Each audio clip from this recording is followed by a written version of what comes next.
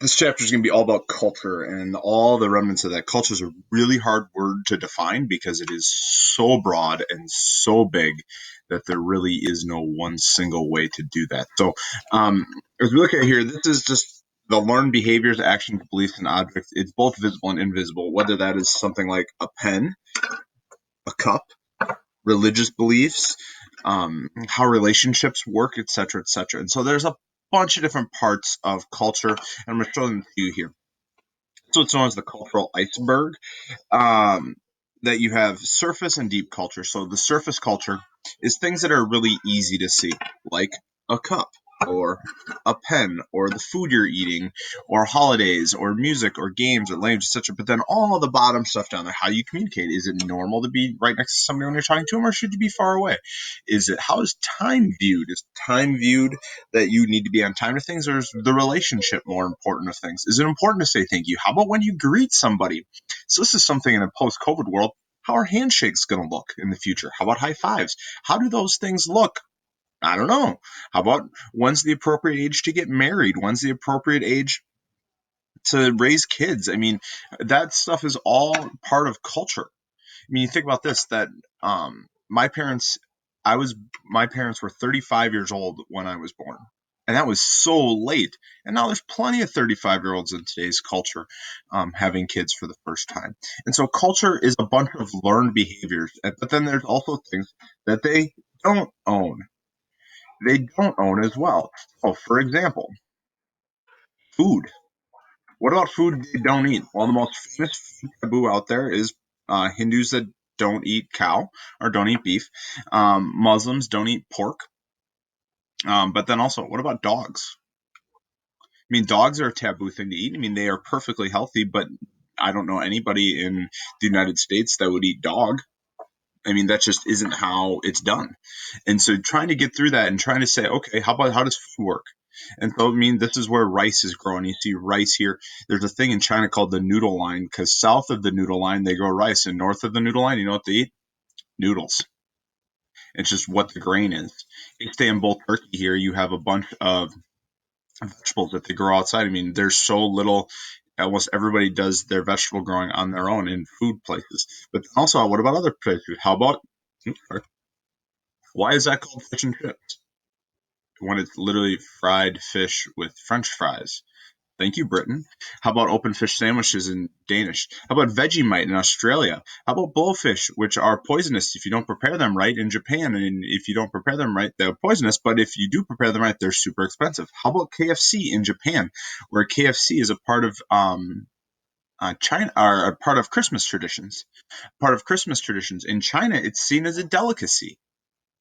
And so there's a bunch of different ways of how culture looks, and that is why that part of this, and we're going to look at this more, is cultural relativism. The idea that a person's beliefs, values, and practices should be understood based on the person's own culture rather than judged on through their eyes of another culture. Let me give an example. Football. In American culture, very much accepted. Um, it's literally people running around in tight clothes, passing around a ball made of pigskin. What used to be pigskin. Huh? Think about if aliens were to come down to this planet for the first time, they'd maybe look at that and say, what is going on here? And so if you judge things based on your own traditions, your own cultural standards, that's ethnocentric. And it usually says that your beliefs are better than the other person's. And so looking at culture is really hard because there are just so many things that go into it. Oh, how about pigs? This is where pigs are grown throughout the world. They're grown now. I guess that's not wrong. Raised, I should be a better word to use there. But China raises more pigs than else. But you can see here in the Middle East, there's just very few pigs. Why? It's a Muslim population. Okay? I keep going forward. How about other things with food? Other things with food. Lutefisk dinners in the Midwest. What's your pizza preference? Sonic drive-throughs. Oh, Sonic breakfast burritos are so good. Okay, how does that work? All of this is just a part of the culture and what's around you. Go back here. Then housing is a part of that as well. And keep going back and forth here between housing and food. Like these are just, I love this. It's part of the taste atlas. It just shows, hey, what are famous things from that state? So in Minnesota here, we got the Juicy Lucy and got the hot dish. But you can look around here and just see all these different things. Oh, Cuban sandwiches, pulled pork, a pepperoni roll, a Coney dog, bison burger. Oh gosh, there's so much good stuff on here. And this is just a website we look at later. But then what about also how food looks with milk consumption per capita? Notice how there's almost none over here in the Far East or in East Asia. That's because there's a really high rate of lactose intolerance. Housing. These are, in this case, it's housing dead bodies. These are, um, it's a grave site. There we go, in Egypt. How about clothes? This is my wife. Pretty normal wedding dress, right? For the normal Western culture. Same thing here with Reese Witherspoon. A little different take. A little on the pinkish side. Kate Middleton, British royalty. Oh wait, anybody going Kosovoian native for makeup? All learned behavior, folks. This is all learned behavior. This is traditional Kosovoan wedding makeup, but this is slowly disappearing because more and more people in Kosovo look at this and say, we want this as opposed to this. And so what you have developing is basically two different ideas in the world. You have pop culture, which is all over the world with every group of different people, expands rapidly, changes quickly.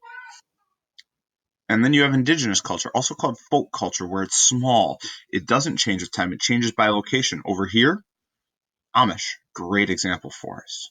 Let me give you something here to think of this as a continuum. Think of this as a continuum.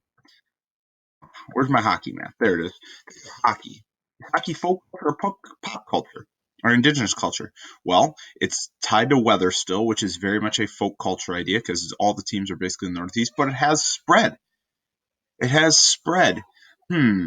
So what is it? And that's where you have this kind of continuum where folk culture aspects can become a part of pop culture over time. And I would say that is true with rap,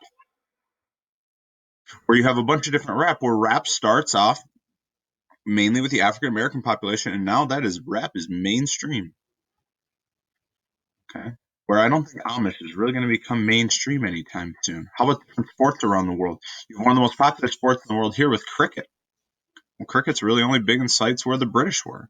But then you have Australian rules football or bandy or traditional martial arts in Southeast Asia. And so sports as a whole, this is takraw, by the way. It's a sweet sport. It's basically a combination of soccer meets badminton.